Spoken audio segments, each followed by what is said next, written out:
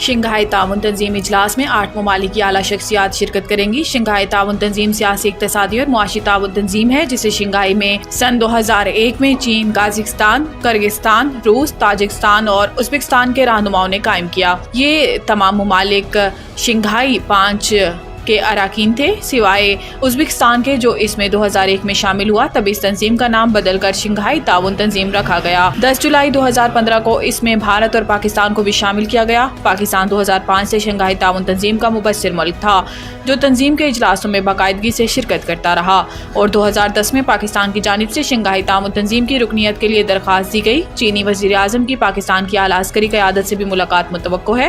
ملاقاتوں میں پاک چائنا تعلقات، سی پیک، نئے منصوبوں، چینی باشندوں اور منصوبوں کی سیکیورٹی سمیت دیگر امور پر زیر غور ہوں گے۔ کانفرنس کے دوران رکن ممالک پاکستان کی سیاسی اور عسکری قیادت سے بھی ملاقات کریں گے۔ کراچی میں خناق کے کیسز اور اس سے بچوں کی اموات میں غیر معمولی اضافہ۔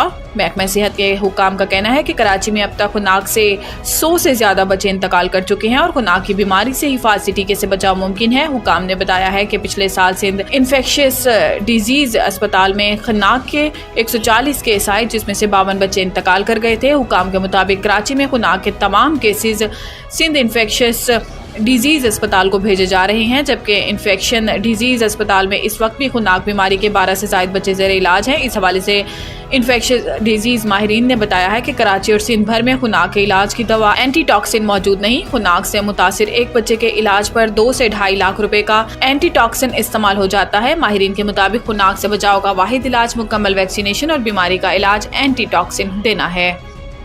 دنیا کے آلودہ ترین شہروں میں پاکستان کے 2 شہر شامل۔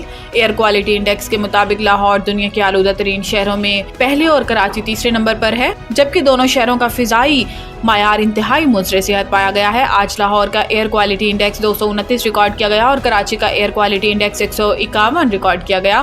دنیا کے آلودہ ترین شہروں میں عراق کے دارالحکومت بغداد کا دوسرا نمبر ہے جہاں ایئر کوالٹی انڈیکس 200 ریکارڈ کیا گیا۔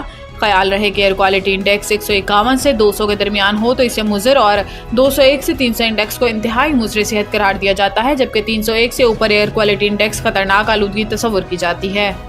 صدر زرداری کا ترکمانستان میں بچوں سے محبت بھرا انداز سب کو بھا گیا۔ صدر آصف علی زرداری 2 روزہ دورے پر ترکمانستان گئے ہیں جہاں ہوائی اڈے پہنچنے پر 2 ننھے مقامی بچوں نے گلدستوں کے علاوہ روایتی نمکین روٹی کے ساتھ صدر کا استقبال کیا جنہیں عموماً مہمان کھا کر خوشنودی کا اظہار کرتا ہے۔ صدر مملکت نے اس موقع کو نئی روایت عطا کرتے ہوئے پہلے بچے سے لیے روٹی کے ٹکڑے کو اس کے منہ میں دے دیا جسے اس نے کاٹ لیا۔ اس طرح اس نے دانتوں سے کٹی روٹی کا لقمہ بنا کر انہوں نے خود کھا لیا۔ یہی عمل انہوں نے دوسرے بچے کے معاملے میں بھی انجام دیا۔ صدر زرداری کے اس انداز پر میزبان ملک کے نائب وزیر اعظم اور دیگر شخصیات کو بھی خوشگوار حیرت ہوئی۔ اس موقع پر صدر زرداری کے ساتھ نائب وزیر اعظم اسحاق ڈار بھی موجود تھے۔ صدر زرداری کی یہ ویڈیو نائب وزیر اعظم اسحاق ڈار کے بیٹے علی ڈار کی جانب سے سوشل میڈیا پر شیئر کی گئی جس میں علی ڈار نے لکھا کہ پاکستان کو ایسے ہی محبتوں بھرے مناظر کی ضرورت ہے۔